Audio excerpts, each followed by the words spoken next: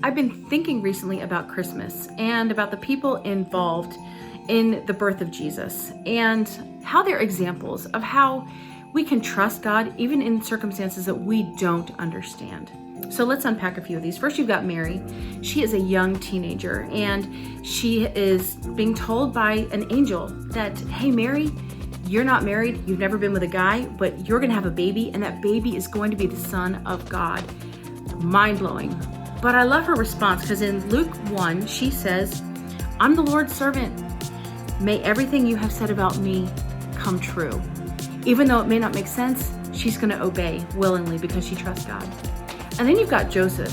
He's engaged to Mary. And when he finds out about this pregnancy, he's going to end the relationship and move on. But an angel comes to him and explains everything and asks him to go forward with the relationship. And the Bible says in Matthew 1, when Joseph woke up, he did as the angel of the Lord commanded and took Mary as his wife. May not have made sense to him, but he still said yes.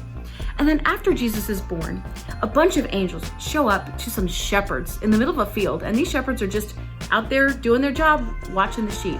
And suddenly all these angels show up and say that this amazing thing has happened. There's good news. And here's what the shepherds did when they found out. Luke 2:15 says, when the angels had returned to heaven, the shepherds said to each other, let's go to Bethlehem. Let's see this thing that has happened that the Lord has told us about. So they're like, doesn't make sense, but we're going to believe it. And by the way, we're going to go tell other people.